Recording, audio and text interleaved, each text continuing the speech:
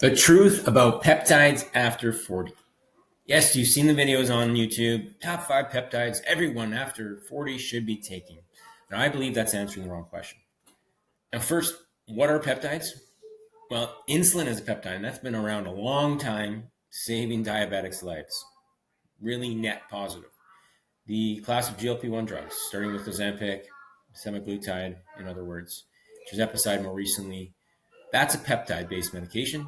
Growth hormone is a peptide hormone, and that's been around forever. Obviously has its pros and cons. A miracle worker in place of true deficiencies. And then you have more of the exotic stuff like the Wolverine stack, the glow stack, the stuff your gym buddy brought, with the cartoon gorilla on the label. And they don't all have the same quality of evidence, same risks, the same quality control, frankly, when it comes to where you're sourcing it. Okay, so today I want to get into what peptides are, why they've exploded in recent months, years, fueled by Ozempic certainly, which ones have solid human evidence, which ones are promising but experimental, what ones I've tried and what ones I'd stay away from. But by the end, you should be able to look past the hype and ask a much better question than which peptide should I take? So first off, I'm Mitch. I'm a minimalist fitness coach for over 40 busy parents who want to lose fat, rebuild muscle, feel like themselves again, without spending thousands on peptides. Frankly, 99% of our clients get in great shape, 15% body fat, super healthy, without spending a dime on biohacking. But I'm a fitness and nutrition coach, not your doctor. This is for educational purposes, entertainment purposes only. It's not a recommendation to buy anything online. Okay. So part one is, what is a peptide? It's simply a short chain of amino acids. That's the building blocks of protein. And when several are linked together in a certain order, that acts like a biological message. Text messages your body uses to tell cells what to do. And one message may affect your appetite. GLP-1 drugs, for example. They tell your body to feel suppressed, satiated, so you don't feel hungry. Another may influence growth hormone release from your pituitary. One may reduce inflammation. One may, trigger tissue repair or skin signaling, collagen production. But it doesn't prove the product works 100%. It sounds clean, natural, scientific. That doesn't mean it's without side effects or risks. But calling something a peptide is not the same as it's passed large human trials, has a known safe dose, or even contains what the label says is in it. Okay. So I put peptides into 3 evidence buckets. Bucket 1, approved medications. These you can safely say are not without side effects, but safe for human consumption, because they've passed through clinical trials. There's been a regulatory review. For example, insulin, been around forever for type 2 diabetics, type 1. Semaglutide, tirzepatide, the GLP-1 class of drugs, those have been well studied in a lot of people. Not to say they haven't been without risks, but pretty safe bet. You're getting what is on the label if it's coming from a compounding pharmacy or from your doctor. Then there's growth hormone for true deficiency. That's used in AIDS patients and is a lifesaver in a lot of cases, but can be abused by bodybuilders all the same. So the poison's in the dose, and the GLP-1 drugs are a good example because they do produce meaningful weight loss, but not without, factoring in a person's health history or the lean mass, the muscle loss risk factor with those. So the solution is like proper screening, appropriate use, pairing it with lifestyle, like enough protein, strength training, not crash dieting. And yeah, they can be a helpful tool. Bucket 2, though, is investigational drugs. So these are being put through real clinical trials, but they're not like FDA approved yet. Retatrutide is the obvious current example, which is in phase 3 and shows even better weight loss than its predecessors, which is tirzepatide or Ozempic. But if a random website's selling it, it didn't sneak out the back door of Eli Lilly compounding pharmacy. It was someone just copied what's in it and made it in an unauthorized way. And that seems pretty sketchy to go down that road from a research chemical website that just popped up overnight. That doesn't mean DIY use. Okay. Bucket 3 is kind of the Wild West, the research chemical market, where nothing's really gone through a lot of human trials, or never will, because they don't see the revenue opportunity. But that's your BPC 157, TB 500, the Wolverine stack, CJC 1295, epimorelin, tesamorelin. So those are like the growth hormone increasing peptides.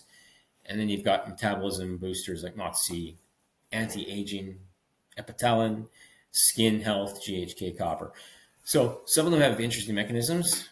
Encouraging animal studies, emphasis on that. Very few small or early human studies. And a lot of it is just Reddit, like, trust me, bro stuff. Okay. So, yes, the anecdotes from people are real, but you can't discount the placebo effect. When someone puts a needle in their body, they think, wow, this must work. You have to go to these lengths to use it. Wow. But it doesn't necessarily guarantee anything. And in the case of BPC 157, I did try that because I had a real bad hockey groin injury this year. I did a 12-week run with it. I felt better in every way, except it didn't really heal the injury. It was still there. Anytime I played hockey again, it kind of triggered it. So it wasn't something that was a miracle worker for me. Okay. Part 3 is why people use them, and they fall into 4 categories: fat loss, metabolic health, injury recovery, right? Talked about the Wolverine stack, sleep. There's some that may have evidence there, or longevity, which is pretty unstudied at this point. And then your cosmetic, aging, skin, hair health. Okay. Worst thing you can do is like do one from every bucket and like throw everything but the kitchen sink, because you don't know what helped, what didn't, what caused that side effect, or the dosing was off. And you're paying $700 a month for something that could have been done just by hitting 10,000 steps a day and cleaning up your diet. Okay. So every intervention needs a specific job and a way of tracking whether or not it's working. So if your goal is fat loss, simply go through a doctor, get a prescription for tirzepatide.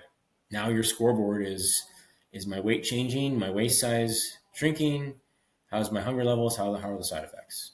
If the goal is injury, well, I'd suggest physio is your first place to start, not doing anything that exacerbates it. But if you go down the peptide route, you know what to look at there, the Wolverine stack, and only that, seeing how you respond to that. If the goal is sleep, DSIP, epitalin, I don't know if there's enough evidence there to suggest those are really going to make a difference for you, but the lifestyle stuff is still your foundation. Getting to bed on time, not eating or drinking too heavy a meal before, you know those tips. Okay. So that is the evaluation window that allows you to actually say this is working or not. And I think you have to go through those steps if you're going to take these. Part 4, what makes sense for each goal? If your goal is fat loss, you've got approved GLP-1 medications, strong evidence for reducing appetite. Great. Then you've got your metabolic enhancers like MOTS-c, Sloop 332, do not have the evidence. And at the end of the day, no injection replaces the fundamentals. If your protein is deficient, you never lift weights, you're sleeping 5 hours a night, you're crash dieting, the scale may drop, but muscle goes with it. And that's not a great transformation. That's just a smaller body with many of the same problems, and you kind of position yourself for a rebound. So my big 5 still matter most. If your calories and protein are in check, you're not strength training, you're not getting your steps, sleep, and water. Medication may make the calorie part easier. It's not going to make the other 4, make up for the other 4 if you're not, consistently following them. Goal 2, injury recovery. So that's the Wolverine stack, BPC 157, TB 500. It's an experimental injection. Don't skip a diagnosis. Like a sore shoulder could be a load management problem, a tendon issue. You could just go through physio or avoid exercises that trigger the injury. You got to figure out what is injured and why it keeps getting irritated. Okay. So that's the first step, not injecting something. Goal 3, and this might pair nicely with the GLP-1 weight loss drugs, is like growth hormone secretagogues. So that's a tough word to say, but they boost your levels of IGF-1, which can help with muscle loss well on these aggressive diets, for example. Improve sleep. Maybe you lose a bit more fat a little more easily, a little faster belly fat loss in some cases. I'm going to say these are a little bit unnecessary until you've got things down pat, got the fundamentals down pat. And they're no replacement for actual growth hormone, which has a lot more research behind it and a lot more impact, but they have side effects. Yeah, I'm not going to get into those on this video, but you could be really insulin resistant just by taking growth hormone, even if you're lean. If you're taking it to too high amounts around meals with carbs, etc. And goal number 4 is the cosmetic aging piece. So that's GHK copper, topical products, some sold as injections. A topical skin product, they're 2 different things, 2 different risk factors, obviously.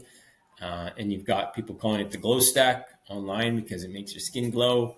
A lot of people in the comments say it didn't work for me. Others say, wow, it really made a difference. Again, we just don't have enough evidence here to say conclusively that injecting yourself with GHK copper is the right step to take. And what gets all lost in these ranking videos is the quality control problem. So everything depends on what the vial contains at the right the right concentration without contamination. In Canada, Health Canada warned about unauthorized injectable peptide products, not knowing where they come from, may contain too much, too little, or none of the claimed ingredient, may have contaminants, and that could be a real problem for you if you're injecting a contaminant and then you get some sort of abscess or whatever. Now, a certificate of analysis is useful. A lot of them do that, but it could be forged. It could be from a different batch. It's hard to really conclusively say with these websites, if it's not a compounding pharmacy, that they're legitimate. Okay, so lastly, quick filter to go through. 1, what exact problem am I trying to solve? Get specific about that. Maybe there's a peptide that helps. Maybe it's just a natural route. 2, how strong is the human evidence? Okay, not mouse studies. Human case studies are one thing, but human actual studies researched in a lab is another. Is it authorized for use? Right? A lot of these are sold to the gray market only. How will I measure the benefit or the harm? So having a way to track results, positive or negative. And what else am I changing? Do not introduce 5 different peptides at once. That doesn't make the plan more advanced, just muddies the water. Okay. And 6, most importantly, is my foundation strong enough to reveal whatever this adds? Because without lifestyle changes, none of these make a massive difference. Okay. So peptides range from proven prescriptions to experimental drugs with mystery powder. So do not confuse the 2. I'm a believer in using tools when they make sense to do so. I'm not anti-peptide. I think they may have their place for the right person who's got the foundation in place, but I'm anti-shortcut just for the sake of it. So do not start with a stack. Start with a foundation of natural right habits and then go from there. Okay? That's all. Subscribe. I'll keep separating what is useful info from what is science-flavored marketing. We'll see you next time.